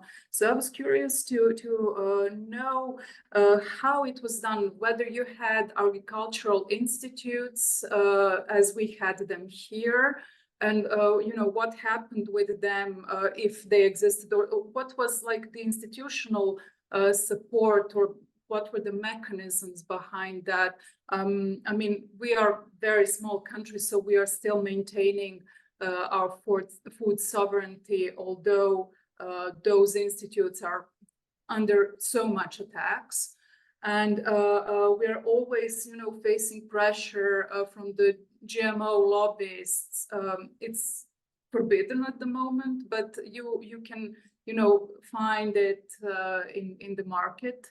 And also the problem of, you know, loss of knowledge. And then, you know, you have these agronomists, for example, that are basically advising small producers with, you know, the solutions that are basically fitted for large agro businesses and so on. So I was curious to know, you know, what are the experiences from India? Thank you. Yes, well, as I mentioned, before the early 90s, quite a comprehensive system was set up for research. You had the Indian Council for Agricultural Research, the ICAR, and there was active support by the government for developing new varieties of seeds. Of course, this was also an offshoot of the Green Revolution. As you know, the rice varieties were adapted from the Philippines varieties. Wheat varieties were adapted from the US mainly, and Europe to Indian conditions, but they did need adaptation to Indian conditions, and that kind of research was being carried out by the ICAR.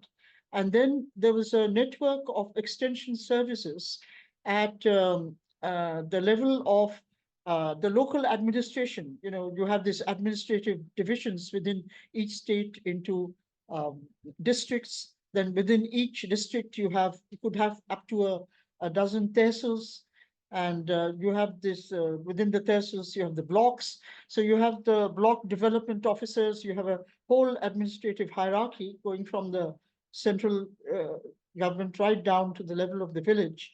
And the idea was to carry the new technology to the farmers by providing them the seeds, both the knowledge about the availability of the technology, as well as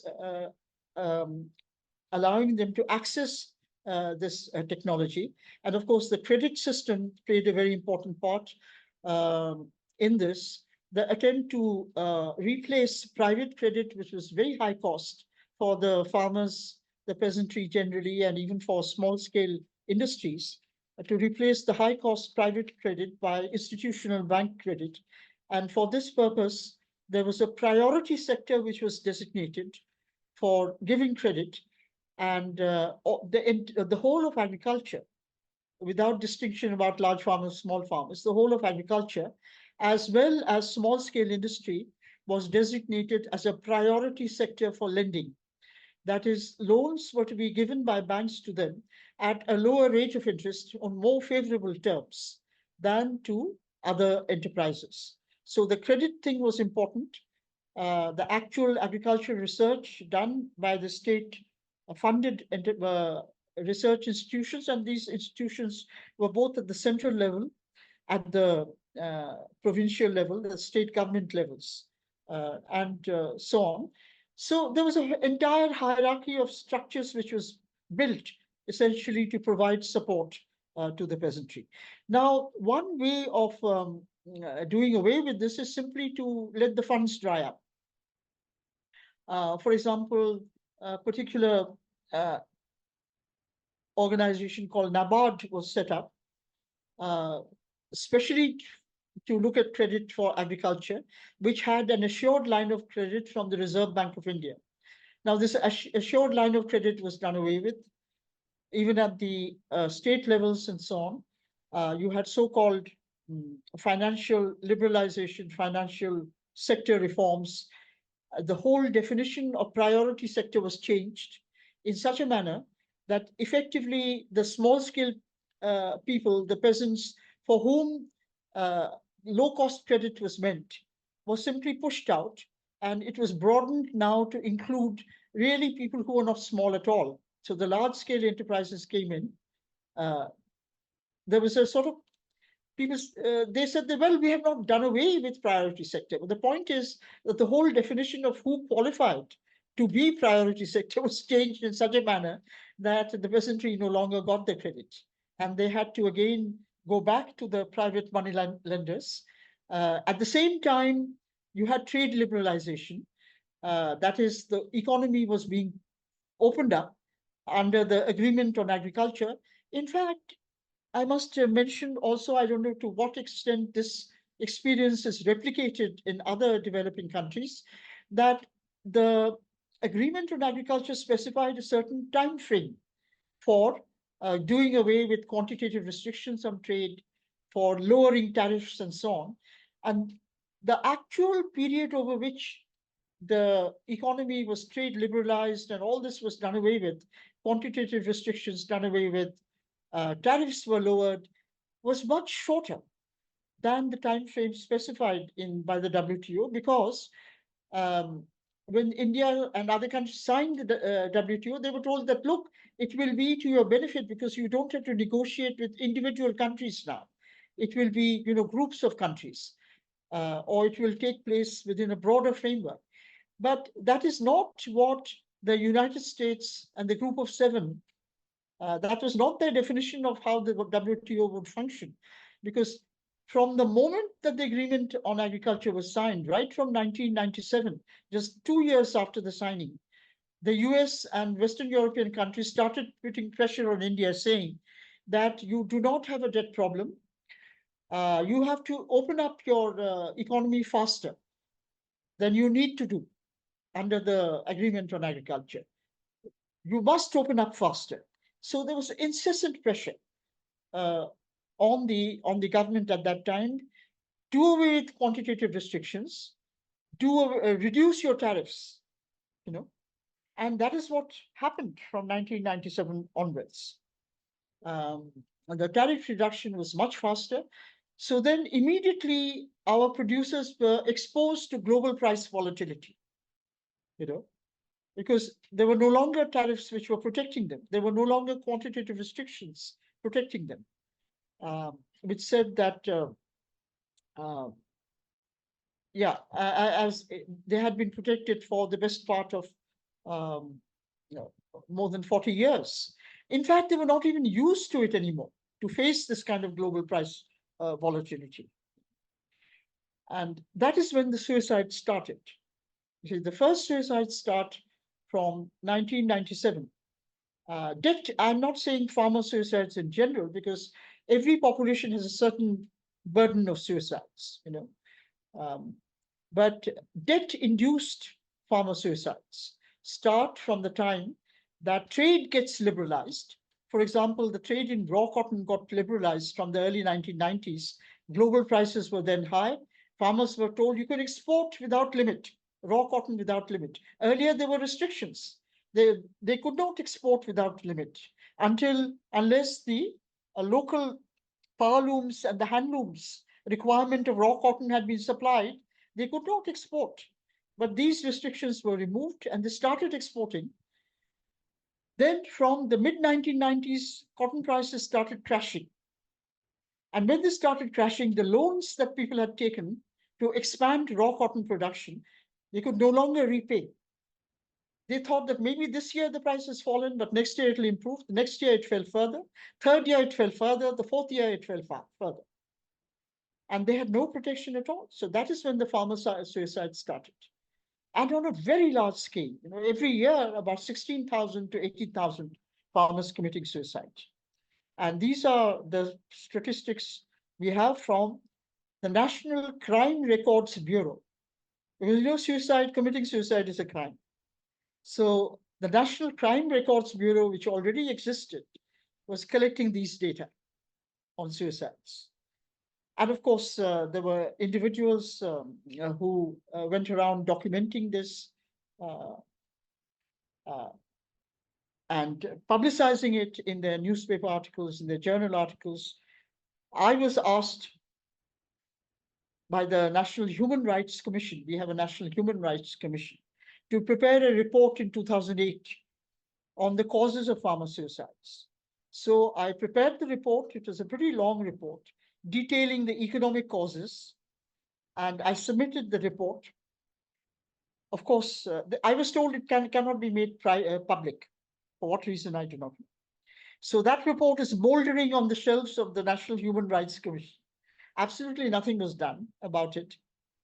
Trade liberalization continued. In fact, it continued with even greater. In fact, just in the last 2 years, the government, which is assumed power, which was also in power before the general elections, has signed an enormous number of new free trade agreements with practically every country in the world. Now, what its reasoning is, why it has done so in the face of the enormous distress that the peasantry faced with the signing of free trade agreements, well, the only answer is that it simply does not care about the welfare of the general mass of the population. All it cares about is the welfare of its crony capitalists. That is the only conclusion that one can come to. I don't know whether I've answered your question, but we don't have much time, so. We'll take one. Thank you very much, Utsa. We'll take one final question from Gabriel. Thank you so much for the fascinating conversation. My question picks up on one of the themes that you touched on, and it is, in a nutshell, what is the role of intellectual imperialism in shoring up imperialism in general? I was very intrigued by your comment concerning the ways in which many intellectuals from the Global South study in the Global North and then return to the Global South with the same dominant dogma. And in hearing you tease out your own research, it strikes me that what you're doing is anti-imperialist research. And so I was hoping that maybe you could frame for us, at least briefly in the time that we have left, this conflict between the intellectuals of empire on the one hand, who tend to dominate, including in certain areas of the Global South, and those intellectuals dedicated to anti-imperialism like yourself. Yes, well, you see, as an economist, I can say that while every discipline is to some extent ideological, probably the most ideological of disciplines are economics and history, because that is where you get the maximum falsification of what actually happened. And if you combine the two, you get economic history, right? So that's where you get the maximum falsification, in my view. Now, the reason I see this is that, well, I myself was, after all, I was educated in the Delhi School of Economics. I was taught by brilliant teachers like Professor Amartya Sen, who's a Nobel laureate, Professor Sukumar Chakravarti, K.N. Raj, and so on. They're all brilliant teachers, but they in turn had been educated in northern universities. And later on, I went on to study in Oxford. My degree is from Oxford, but I only spent about 2 years there because my husband's fellowship, he was a Rhodes Scholar. The scholarship finished So he applied for a job in Cambridge as a lecturer. He got it, so we shifted to Cambridge. And then in Cambridge, I asked for, and Maurice Dobb agreed to be my supervisor. Maurice Dobb, well-known Marxist economist. So I myself have been, as far as higher education is concerned, you might say, Oxbridge educated. And I was, as a Marxist, I was always interested in history. So I veered towards looking at the economic history of India as well as of Britain. And in the 37 years that I taught in JNU, I taught a compulsory course, which was really, which is called the Political Economy of Development, which looked at the entire industrialization trajectory of Britain, the colonial relationship of Britain with India, Indian industrialization, and Japanese industrialization. So it was quite a broad course, which spanned a couple of years. Now, in the process of reading the literature, I felt very uneasy because I found logical problems in the theory, including in classical theory and classical political economy, in the theories put forward by Adam Smith, by David Ricardo, and even some of the formulations in Marx himself. The Marx, of course, as Engels said, stood taller and saw further than anyone else, and he always had a tremendous sympathy for the underdog and for the exploited. And the problem I found both in Adam Smith and in Ricardo is a kind of a biased imperialist viewpoint. Now, Adam Smith talked about this mercantilist system. No, he talked about the slave trade, elevating the mercantilist system to its full pinnacle of glory. In other words, he did not really condemn the slave trade as such, but he said that it elevated the entire mercantilist system to its full pinnacle of glory, which I found very strange. And then when he was talking about American independence, he says that the North American colonists should not think in terms of producing their own manufactures, but should continue to import from Britain because their advantage lies in importing from Britain. They will get the commodities cheaper. So there was a very straightforward expression of national interest, a lack of objectivity. If the North Americans had listened to Adam Smith's advice, they would certainly not have become, US certainly would not have become an industrial nation at all. Similarly, when I read David Ricardo, I was extremely uneasy with his theory of comparative advantage, because the basic assumption underlying Ricardo's theory, where he says that if countries specialize according to their comparative advantage in producing goods and exchange, then both the participants in trade will benefit. There will be mutual benefit from trade. Therefore, specialization is a good thing. And the example he gave was Portugal and England. The two goods he took was wine and cloth. It was a two-country model. England producing wine and cloth, Portugal producing wine and cloth.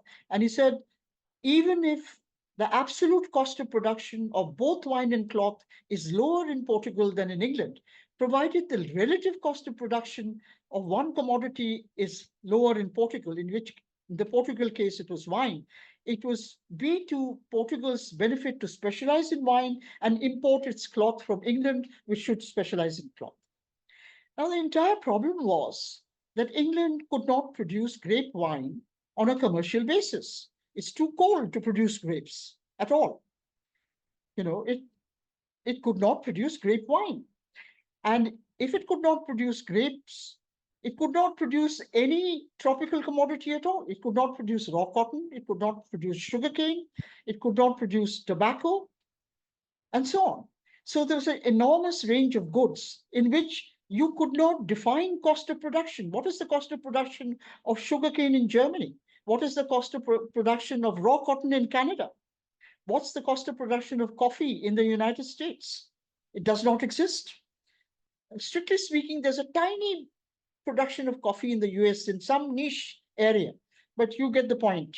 Tropical commodities cannot be produced at all, so the cost of production cannot be.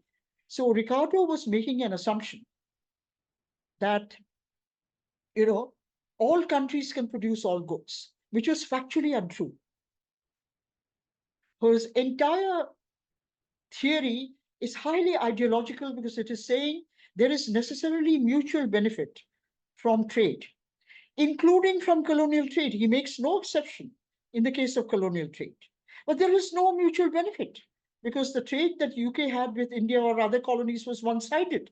It needed goods it itself would never produce, for which no cost of production could be defined.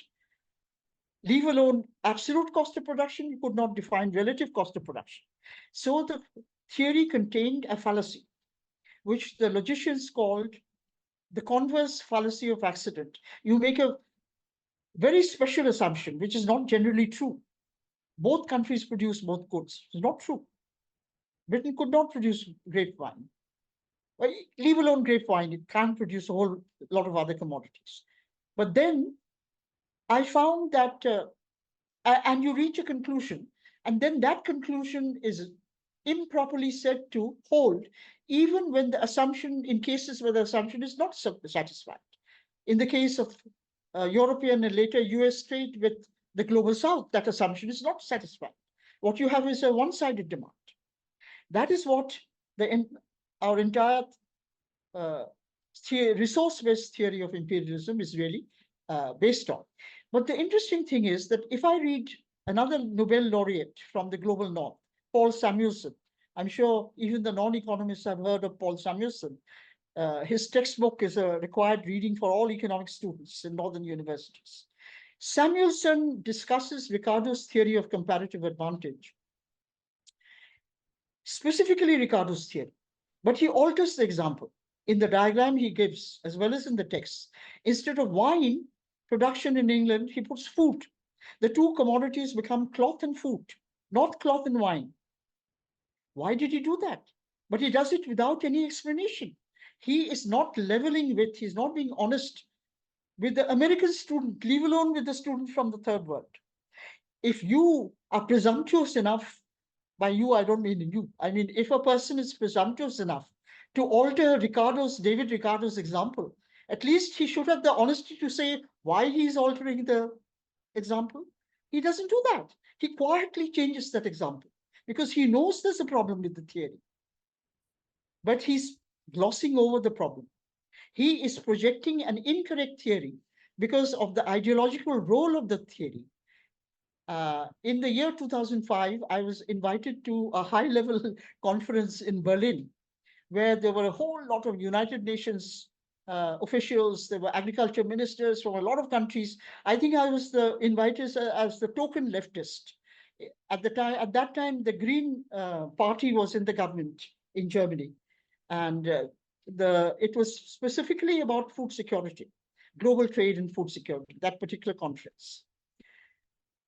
And there, 200 years after Ricardo, the minister from one of the European countries, I forget which, I think either France or Belgium, explicitly said, as Ricardo has proved, opening up to trade is beneficial. So the global South should not protect itself. It should open up more than it has done already. So my point, the question you asked is something which has concerned me for many decades, that I think the entire discipline is riddled through and through with apologetics. The students in American universities and European universities are taught theories in economics, emanating not just neoclassical economists were supposed to be the villains when I was a student, but the classical economists were supposed to be okay. But I don't think so. I think classical political economy was the child of imperialism. Kathleen Gough had coined this phrase, anthropology was the child of imperialism. She published a widely read paper in Monthly Review anthropology, the child of imperialism. To an even greater extent, I think economics has been the child of imperialism. So the whole of economic theory is riddled through and through with fallacious reasoning and with incorrect theory, with incorrect measurement of productivity. For example, I mean, do I have any time to go on, or you want to, can I take one more minute? Yeah, yes. Yeah. For example, another Nobel laureate, Arthur Lewis, I is specifically criticized in our book, A Theory of Imperialism. And he was from Trinidad, or Jamaica, one of the two, I forget which. He knew everything about tropical biodiversity, though he left his country at the age of 18 and came to study and finally become a very well-known professor in the UK and a Nobel laureate after that. Now, he gives a completely wrong example, saying that the farmer in India produced only so many pounds of wheat per acre, and the farmer in America produced twice as much per acre. So the product wage was higher in America than in India. That is a reason for income divergence. But it's a wrong definition of productivity of land, because he's comparing a farmer in the US who today, the farmer in the US, let us say, produces 6 tons per hectare of wheat. Over an entire year, he produces only 1 crop. The climate doesn't allow him to produce more than 1 crop. The farmer in India produces his wheat crop over 4 months in the year. For the remaining 8 months, he produces a second crop. And then for the remaining 4 months of the year, he may produce even a third crop if moisture is available. So Lewis was comparing what was being produced over an entire year in the US of wheat with what was being produced over only 4 months by the farmer in India, which is the wrong comparison. For a correct comparison, the time period over which production takes place has to remain the same. Over the same period in India, the farmer in India produces more than the farmer in the US does.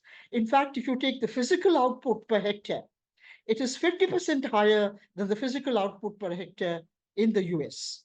That is, if you take the output over the entire year. And that is why the global south is more productive. In China, which again has a large amount of double crop and even triple crop land compared to single crop land in the US, the physical output per hectare is 3 times the physical output in the US. So the discipline is riddled through with wrong definition, wrong use of concepts. The particular fallacy Lewis fell into is the fallacy of composition.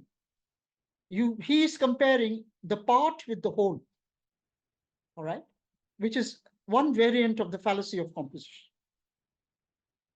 So yeah, I think it is not only people in the global south who need to rethink their disciplines. I think it is teachers and students in the global north as well, because they are being fed theories which are just factually incorrect. As far as imperialist exploitation is concerned, in fact, nobody has the slightest clue, in my opinion, of the actual mechanism through which the transfer of gold and foreign exchange from the export surplus earnings of countries like India, Malaya, Vietnam, and so on actually took place. For that, they need to go and do research into the data of their own country. Oh, and I must also mention that I have written a critique of the trade estimates made by the British economic historians, because they apply a wrong definition of trade to their own historical data series. They apply a definition which is not there in any macroeconomics textbook, which is not used by any international organization like the World Bank, like the, what are the other, the standard, by the World Bank, by the International Monetary Fund, or by the United Nations. Because what the British economic historians do, starting from Dean and Cole, and every single economic historian after that writing on trade, including the US economic historians, Harley and McCloskey, who have written extensively on British industrialization and trade, they all give you wrong estimates of British historical trade, because they leave out re-exports completely. from both imports and exports. Okay, so their trade estimates are very low, and this is not accidental. They are trying to show that trade was not important for British industrialization or American industrialization. So there is a bias there. And they end up, whether consciously or not, I do not wish to say. Whether it is conscious or not is a question we can't answer. But they end up applying a wrong definition of trade, even by their own textbooks and even by the procedures followed by the international organizations. They leave out a very large portion of trade completely from their estimates. Okay, so I have an article on that. If people are interested, I can give the reference to that also. And I refer to it in our joint book as well. So yeah, I think there has to be a comprehensive intellectual, as it were, critique of what we have been taught so far.